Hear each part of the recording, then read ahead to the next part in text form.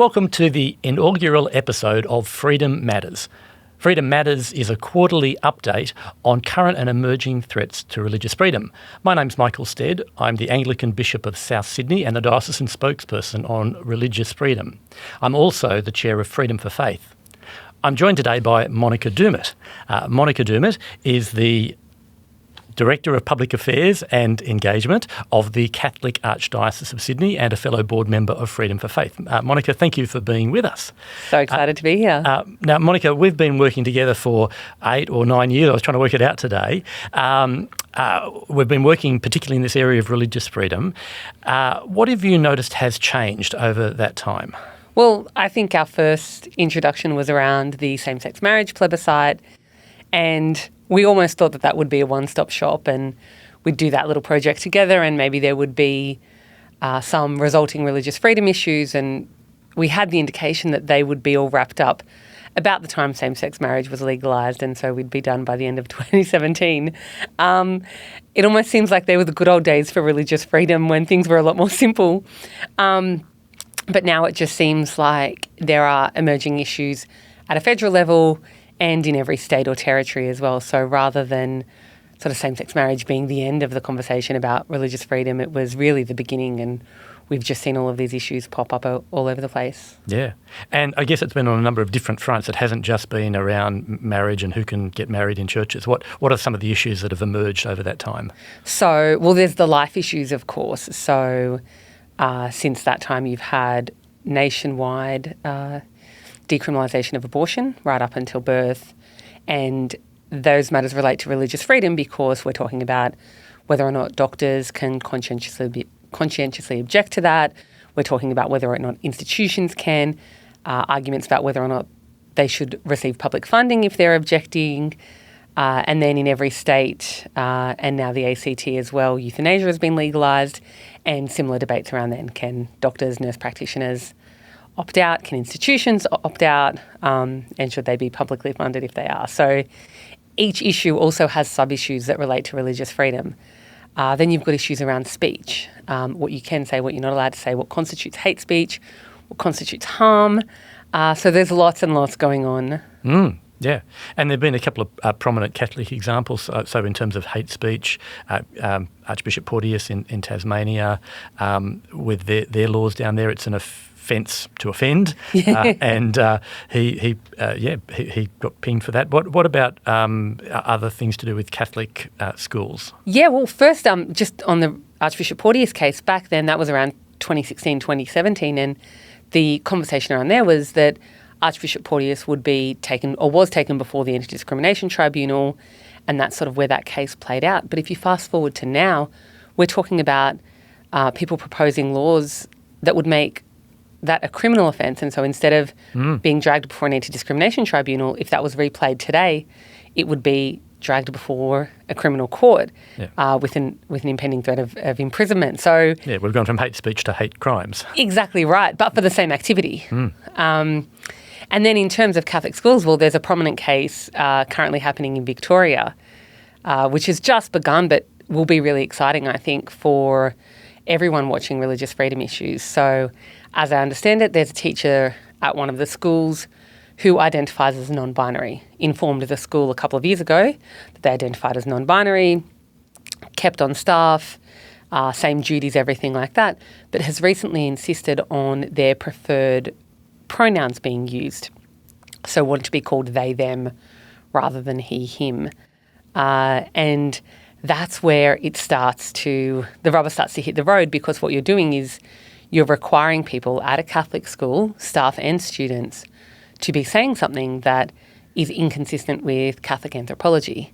And once you start going into a faith-based institution and trying to force them to change their beliefs in a way that would make them utter something and speak something that is contrary to their teachings, you're starting to get into really difficult territory. So what happened is, I think that went to like the local court in Victoria, it went to the Anti-Discrimination Tribunal, the Victorian Civil and Administrative Tribunal, but it was determined that it was a constitutional case, and to see how the federal law connects with the state law.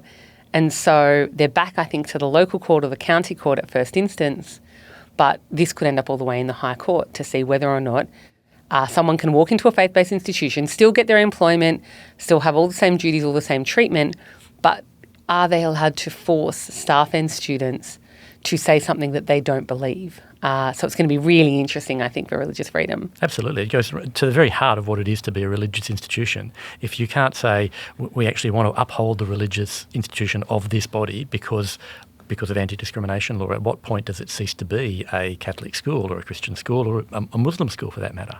Yeah, absolutely. And I think it's really important that this teacher wasn't sacked and didn't suffer any other detrimental treatment. Yeah. And the school will still describe the teacher as a valued and highly respected member of the staff, the teaching staff.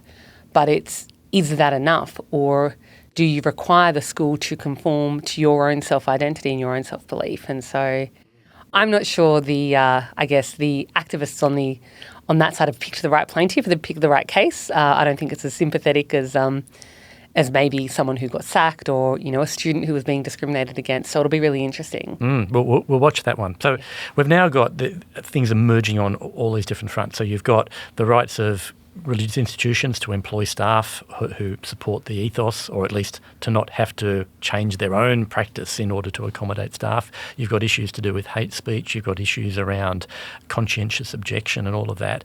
I sometimes feel like we're playing a game of religious freedom whack-a-mole, that something comes up and we have to respond, and then and often things are emerging in ways that you don't expect. I happen to make a submission on a recent inquiry about changing the definition of terrorism.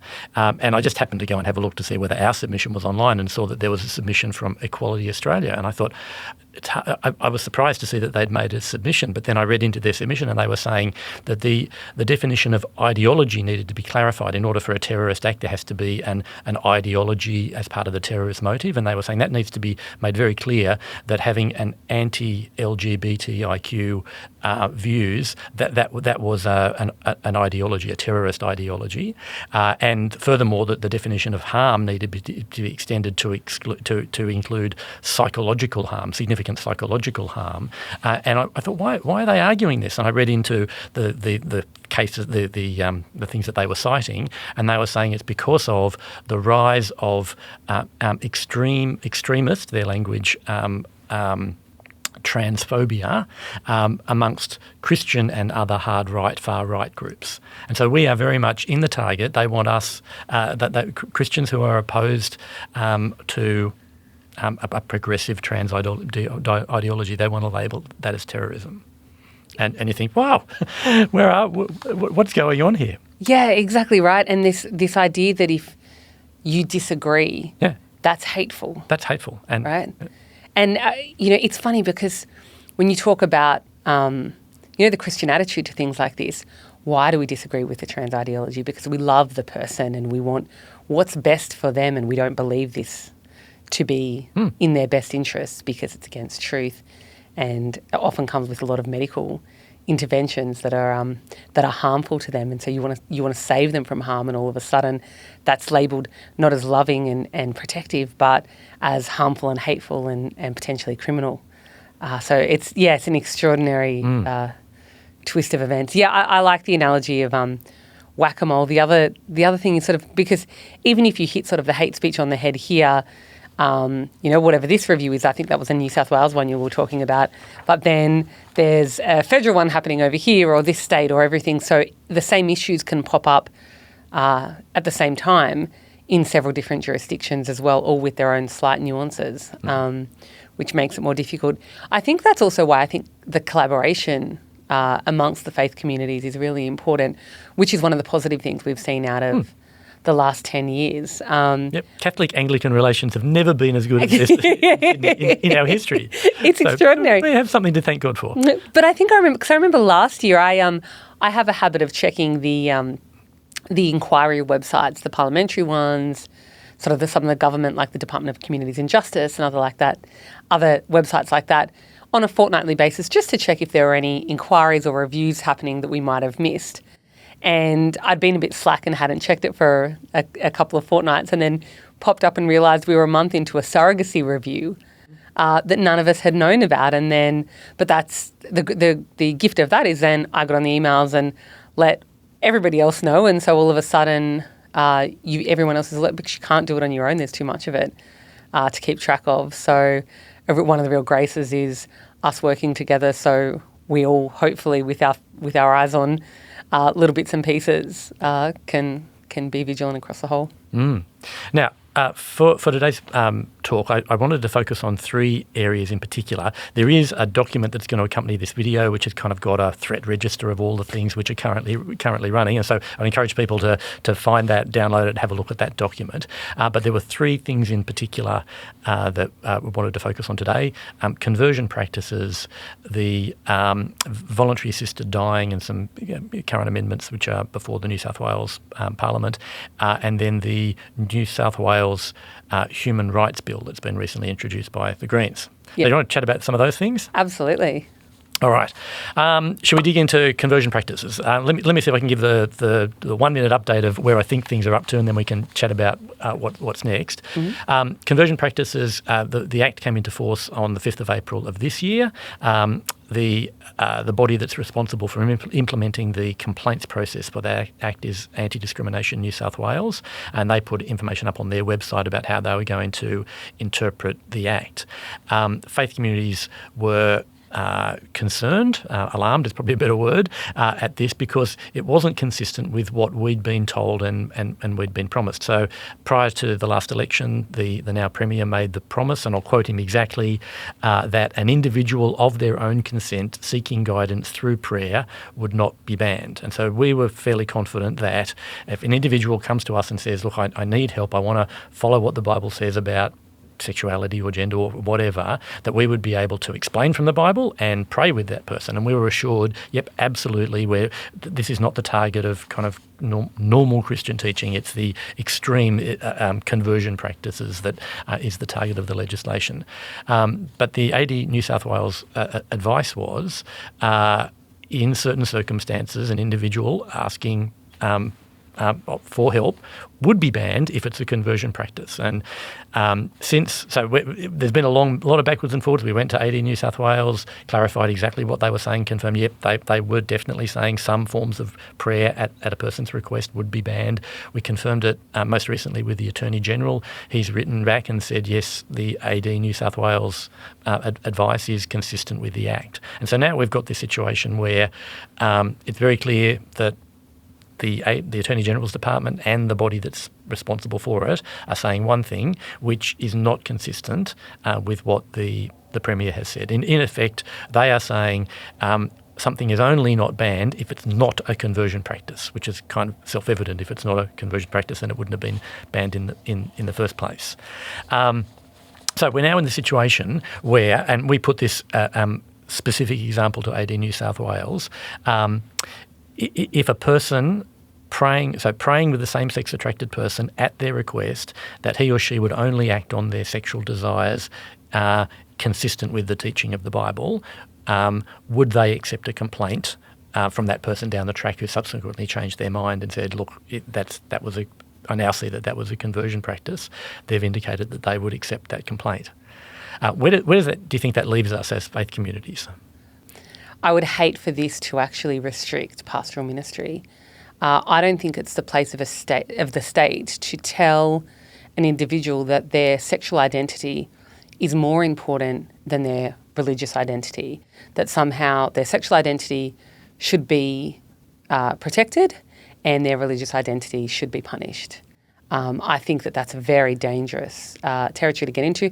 I don't think that's for the state to determine. Some people will want to pursue their sexual identity, and that's fine. But if someone's earnestly seeking help to live out their religious identity because that's the most important thing to them, then they should be free to do that. It's not for the state to tell them that that shouldn't happen and that anyone who tries to help them could be punished. How's that helping the individual? But it's interesting too because you use the example there of a same-sex attracted person, but of course the legislation isn't limited That's right. to homosexuality. As well to heterosexuality. That's right. The same thing would apply to a man who said, I'm tempted to commit adultery against my wife with another woman.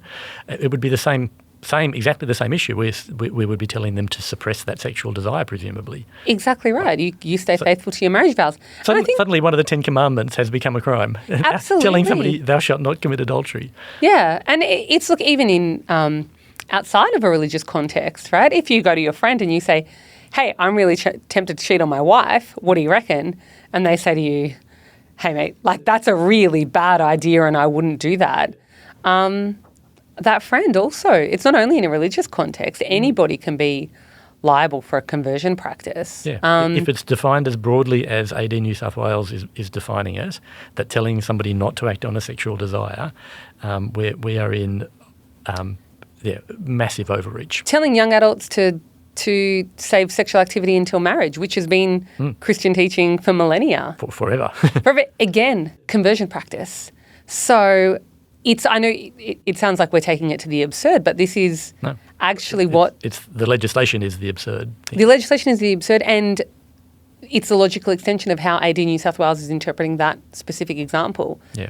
So look, I don't know, I'm ready for the test case, right? Like, you're pleased to know that the Anglicans and the Catholics are again on the same page at our recent synod. The synod passed a motion and the Archbishop himself encouraged us to do exactly the same thing, that is not to shrink back from teaching what the Bible actually says.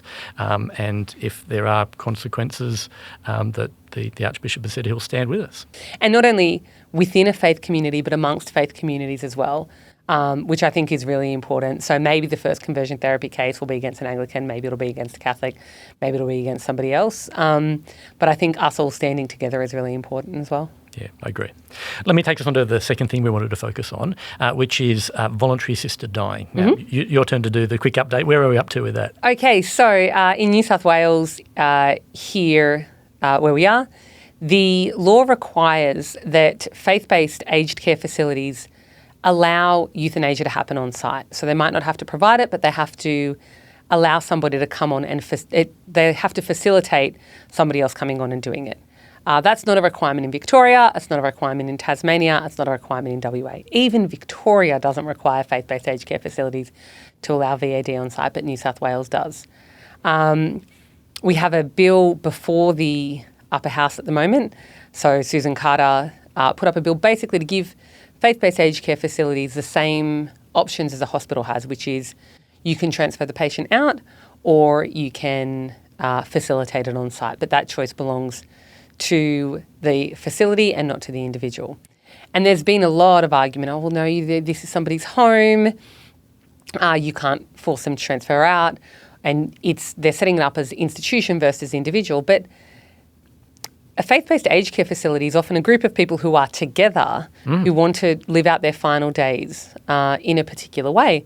And for just as many people, I'd probably say there are fewer people who want to access euthanasia on site at an aged care facility than there are people who want to make the hard decision to put a loved one into an aged care home, but wanting to know that VAD is not going to be happening on site, that all of a sudden Doris in the bed next to me is there one day and not the next. And it's not quite they're in their own home. It's not like they have a self-contained home where they're not visible to anybody else. People are living in communities where it's obvious if somebody goes into the room next door and suddenly it's known that they are going to kill themselves. That has an impact on everybody else who shares that facility. The residents and the staff, right? Yeah. And the other thing about staff is there's something to New South Wales law obviously allows medical and nursing staff to raise the idea of euthanasia with a patient. And again, if I was putting one of my parents into an aged care facility, I would want to know that the staff members aren't going to walk around and start subtly suggesting to my parents that maybe they'd be better off dead. Right? So I think that horses for courses, if you want to pick an aged care facility where that's available, then go ahead. But I think that people should be free, again, to choose one where they know that they're going to be safe from that that's never going to happen. So anyway, that's the bill that's before New South Wales Parliament at the moment. What can we do to help that? So I think first contact your local MP, contact your upper house members as well. Freedom for Faith have a great website called contactyourmp.org.au and have made it really, really easy to contact your upper house members at this point and let them know. Because I think it is really important. As I understand it, the first time through, a lot of MPs didn't even realise that there wasn't this exception for faith-based aged care. So they assumed that what was applied for faith-based hospitals would also apply. So, yeah, and this is a conscience vote, so it does matter what each individual thinks, and each individual MP needs to hear from their constituents. Yeah, absolutely. And I can't tell you the number of MPs I had a conversation with after the first euthanasia vote who said, oh, no, you got that protection. And I said, no, we didn't. They said, oh, no, I'm sure you did.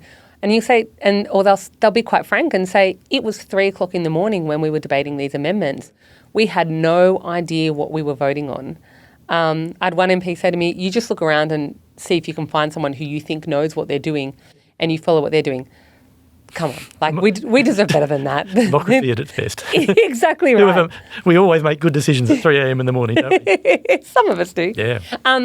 There's also the first review of the New South Wales legislation coming up. Do you want to talk a little bit about that? Yeah, so I think that's important to watch. There's a mandated legislative review 12 months after the commencement. So it'll happen December, January, which is, of course, a wonderfully convenient time for people in faith communities to be engaged with these kind of matters. I think we need to be really vigilant because the pattern elsewhere has been that these legislative reviews, not much, there's no kind of push back against VAD. It's all the stories about why it was so good, or it's stories about why the existing provisions, which are called safeguards, have been problematic, and so we need to dial back the safeguards. This has been the history of the implementation of VAD worldwide. Do you have any knowledge of what's happened in other jurisdictions? Well, Canada's probably the most egregious, right? We started, yes, euthanasia just for the terminally ill. Then it was for the terminally ill and the chronically ill and the disabled, and soon enough it'll be people just with mental health issues only.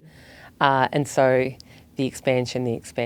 And then it's formative too, because I think now something like a quarter of Canadians think that VAD should be available to the homeless. Right? It's sort of this idea of the law forms people's hearts. It has to, and seeing this in the culture. You've got other jurisdictions where it was for adults only, and now down to mature minors as well. So anyone over about 12 years old. Yep, they can say, my life, unbearable suffering, and I want to end my life. And you think, can a 15-year-old really make that decision? Yeah, for conditions like anorexia. Yeah. Neurodivergence, things like that. So, and we're seeing that same kind of slippery slope even in Australia at the moment. So right at the moment in Victoria, there's a bill before it's already passed the Legislative Council there, the Legislative Assembly. It's before the Legislative Council. And again, that's about stripping back those safeguards. When it was implemented, it was only for terminal conditions where you die within 6 months. Now that's been extended out to 12 months. It was only meant to be a list of all the things that have changed. Initially, health practitioners weren't allowed to raise the issue of VAD. You weren't allowed to say, have you considered voluntary assisted dying? Now they can. Another one is the specialist. So you used to have to one of your coordinating or consulting practitioners needed to be a specialist in the terminal illness from which you were apparently dying. No, they just needed to be a specialist of anything. Exactly right. So, or they have to be a specialist, but I think they only need 1 year specialist registration or something like that. It's funny because they were called safeguards and now they're called barriers to access. So it's just this redefinition of what was once a safeguard is now a barrier to access. So I think you're right that we need to be vigilant on the New South Wales one. The other thing is, though, talking about how some of these stories hit the ground, like earlier in the year, actually it was sort of like the 2nd or 3rd of January or something. I was in, summer holiday mode and I got a phone call from this woman and said, I'm really sorry, I got your number from somewhere. She was living interstate, but she said, my grandmother is in New South Wales, been told she's applied and been accepted for VAD. She's a Catholic. She goes to Mass every day. I can tell you there is no way she's doing this in her right mind because she's one of the most faithful women. She would never. And the distress of somebody, a family member who's interstate, who just says, look, I don't know what to do about this, but I can tell that there's something that's not right. But there's no avenue for them to challenge these types of decisions. We saw the horrible case of the prisoner who got access to VAD recently, and his victims were saying, well, why weren't we told? But I think I said at the time that the whole idea is that the VAD system is supposed to be opaque. You're not supposed to be able to interrogate it. It's not supposed to be accountable, transparent, all of those things. So it's not a bug that the... No, this is as it's been designed, to actually prevent people asking these kind of questions. And it means that we don't get to know the people who've chosen VAD. Is it because they feel like they're a burden to their families? And if their families knew, they would say, no, we don't want you to do this, but they've internalised that. Is it because they haven't been able to get proper access to palliative care, and so they've been left with VAD as the only alternative? We've got no way of knowing that. But from the stats, we can tell that the latter's probably at least part of the case. 2/3 of the deaths in New South Wales are happening in the regions.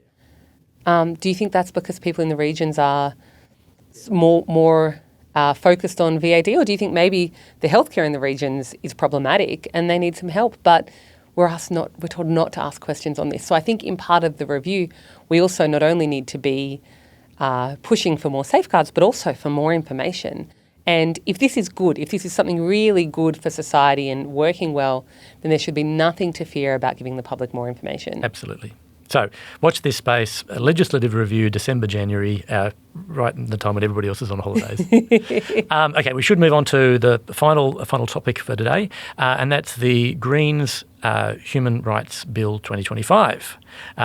Just 30 seconds, what do you know about that? So the Greens in New South Wales have tabled their Human Rights Bill, which is supposed to be sort of this overarching bill against which other pieces of legislation should be tested to see if they're consistent with human rights. Also, it's supposed to govern not only public authorities, but any institution that receives public funding needs to abide by the so-called Human Rights Bill. Which means schools and hospitals and aged care centres. All of those, right? All our religious bodies are now suddenly public institutions. Health, education, welfare, right? Yeah. And so, and look, in theory, a human rights bill wouldn't necessarily be a bad thing, but that's only if it implemented human rights as recognised in the human rights instruments to which Australia is a party. But what happens inevitably in all of these bills that we've seen of late, whether they're federal or state, is that they don't match the international human rights. There's sort of this recreation based on whatever the philosophy of the party proposing them.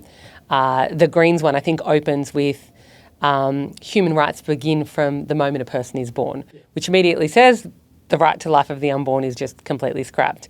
One of my favourite parts of this is that the right to freedom of religion that's included in the International Covenant on Civil and Political Rights has 4 parts in the international instrument. Surprise, only got 3. It's true. It got cut in half in the Greens bill, so they've left out the rights of parents to raise their children in accordance with the beliefs and things like that. So you have to watch how these have been stripped away. And obviously the right to non-discrimination is the preeminent right. That's my big issue. What's happened is there's a complete rebalancing of rights, and so freedom of religion right has been downgraded and the right to non-discrimination has been accentuated. The rights of parents have been downgraded, and the rights of mature minors, children, to make to self-determination has been dialed up. Secondly, you've got creation of new and novel rights. Who knew that we had a right to a clean environment or a right not to be evicted? And these are rights which are not guaranteed by, as you said, treaties to which Australia has bound itself. These are it's a wish list of rights that we would want to protect, but actually there's a whole lot of things that need to be balanced up in the enforcement of those rights. So it's really problematic. It is, and it's also really hard to argue against, right? Because it's very attractive. Who's against having a clean environment? Yeah. But so what does that mean in terms of enforcing that against an institution which is, I don't know, putting out its garbage? Well, luckily, I think one of the proposals in the bill is to create a whole new bureaucracy. Just what we need. A new Human Rights Commission or something like that to deal with all of these complaints, to investigate institutions that they think might be And they've got massively wide investigative powers to be able to look into these public institutions, including church institutions, to determine whether they are in fact in breach of these standards. So yeah, it's a very dangerous bill. It would be catastrophic for religious freedom. I hope I'm not overstating the case. And the strategy that the Greens have already announced, it was announced by Jenny Leung in the second reading speech, was that they want to refer this off to a committee. So she acknowledged in the opening speech that the bill as it stands is not going to get up. It's overreach. But they want to use that as an excuse to create a wide-ranging discussion. And I think this is an opening gambit. It's way over the top, and hopefully it'll be wound back. I think what we need to do is stop it even getting any airplay. This is a bad idea that ought to not be discussed. Yeah, absolutely. And look, and I just keep saying to people, when you hear human rights bill, human rights charter, something like that, just think code for attack on freedom of religion. Just don't even delve into the detail. I can guarantee you that if someone's trying to package you a human rights bill or a human rights charter, then they're coming after your faith community. That's right. And you look at your parental rights as well. You look at those jurisdictions around Australia which have either charters of rights or bills of rights or equivalent. None of them have been in any way beneficial to religious institutions. All of them have been detrimental. And you think this shows you the agenda, shows you the trajectory. Yeah, and look, other human rights as well. I always think Victoria had a Charter of Rights during the highest, longest COVID lockdowns in the world. The ACT had a Charter of Rights when the government came and took Calvary Hospital right from under the Catholic Church. So how's it working for them, really? Yeah. Now, we're almost out of time, so we should wrap up. Let's do a quick scan through a few other things just to update people on where they're at. If you need more information in the briefing doc.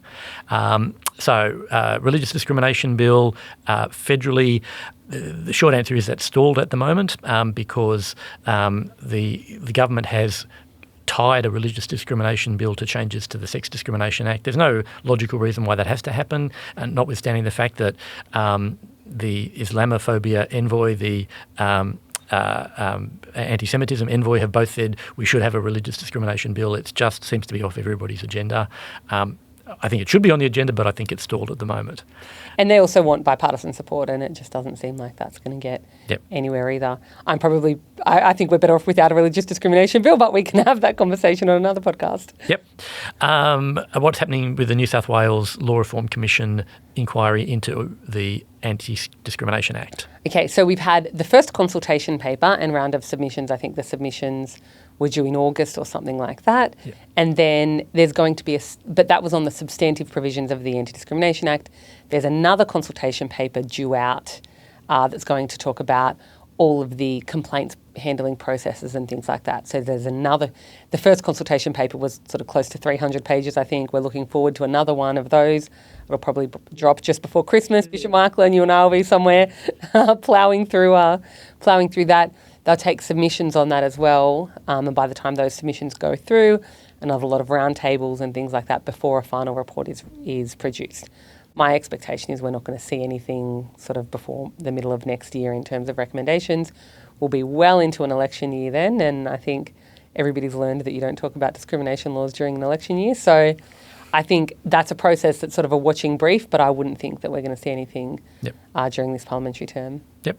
And the final thing to be on the watch out for is the Victorian cults inquiry. Now, in one sense, it doesn't impact us directly in New South Wales, but the direction that inquiry has been taken, should be really concerning to people of faith across the board, not just Christians. What was targeted as extremist cults, as they define what they mean, it's actually having requirements about people who want to join faith communities and expecting standards of behaviour and expecting that people would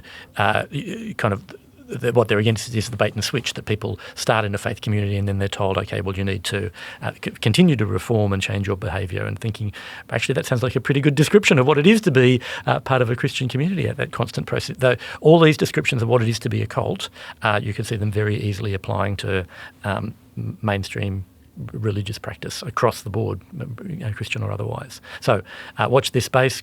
Victoria has been a great exporter of progressive ideology and bad law, and depending on what comes out of this inquiry, this could be a real threat to religious freedom.